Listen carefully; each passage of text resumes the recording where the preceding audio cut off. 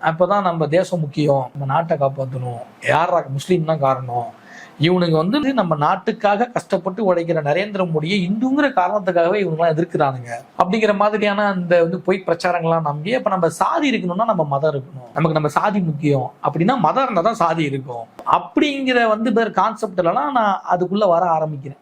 அப்ப வந்து அப்ப நமக்கு பேசிக்காவே அந்த நாட்டுப்பற்றுன்னு ஒண்ணு இருக்கும்ல. எனக்கு இப்ப வந்து சாதி பற்று, மதப்பற்று, இனப்பற்று, மொழிப்பற்று, நாட்டுப்பற்று எந்த மயிரும் கிடையாது. எனக்கு இருக்கிறது மனித பற்று மட்டும்தான். இதெல்லாம் பட்டு தெரிஞ்சதுனால இப்ப நான் பேசுறேன் சொல்றேன்.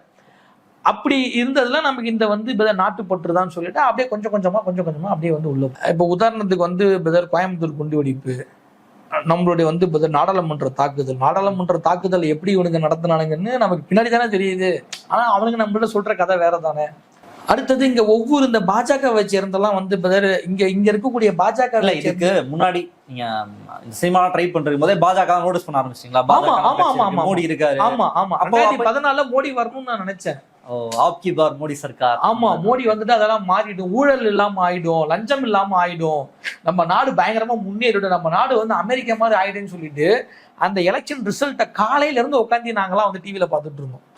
இந்த மாதிரி வந்து மோடி வரணுங்க, அவரால் ஒரு பெரிய மாற்றம் வருங்க, மோடியை பிடிக்கிறது உங்களுக்கு அப்பவே ஆயிடுச்சு. ஆமா அது காரணம் என்னன்னா, நான் ஸ்கூல்ல இருக்கும் பொழுது எனக்கு ஒரு சாரால சொல்லப்பட்டது, இந்த இது முதல்வன் படம் இருக்குல்ல, அந்த படத்துல ஒரு இது வைப்பாங்கல்ல, புகார் பெட்டிலாம் வைப்பாங்கல்ல, இந்த மாதிரிலாம் மோடி அங்க வச்சிருக்காரு குஜராத்ல, அதுக்குன்னு தனி பிரிவே போட்டிருக்காரு. அங்க வந்து மக்கள் பிரச்சனைய ஒண்ணு அந்த வட்ட அளவுல வந்து இது தீர்க்க பார்க்கணும், அப்படியும் முடியல அப்படின்னா அங்க இருக்கக்கூடிய மாவட்ட அளவுல தீர்க்க பார்க்கணும், அப்படியும் முடியலன்னா மாநில அளவுல, அதாவது அப்படியும் முடியலன்னா மண்டல அளவுல தீர்க்க பார்க்கணும், அப்படியும் முடியலன்னா மாநில அளவுல தீர்க்க பார்க்கணும், அப்படியும் முடியல சிஎம்கிட்ட நம்ம வந்து டைரக்டா பேச முடியும், டைரக்டா சிஎம் நம்ம தீர்த்து வைப்பாரு.